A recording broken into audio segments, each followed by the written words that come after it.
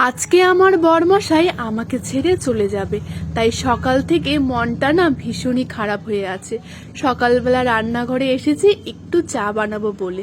সকালের চাটা দুজনে মিলে একসাথে খেয়েছিলাম। ভেবেছি আজকের প্রত্যেকটা ছোট ছোট মুহূর্ত ক্যামেরাবন্দি করে রাখবো। চা খাওয়া হয়ে গেলে আমি এদিকে চলে এসেছি দুপুরে রান্না বান্নার জন্য। আজকে সবটাই বরের পছন্দের খাবার। রান্না হয়ে গেলে স্নান করে দুজনে মিলে খেতে বসে পড়েছিলাম। আবার তো অনেক দিন পর দেখা, আর এই ছোট ছোট মুহূর্তগুলো একসাথে কাটানো। বর এদিকে ব্যাগটা গুছিয়ে নিয়েছে, আর এদিকে আমার মন খারাপও শুরু হয়ে গেছে। ও তো ছেলে মানুষ, সহজেই ওর কষ্টটার প্রকাশ্য করে না, কিন্তু আমি না কিছুতেই আমার কান্নাটা আটকে রাখতে পারছিলাম না। আমাকে বুঝিয়ে টুঝিয়ে ওইদিকে ব্যাগটা গুছিয়ে ঠাকুর প্রণাম করে নিয়েছে। এবার ওর মনটাও না ভীষণই খারাপ হয়ে গেছিল, বোঝা যায়, কিন্তু কিচ্ছু তো করার নেই, তাই না? এদিকে মা ওকে আদর করে নিল, তারপরেও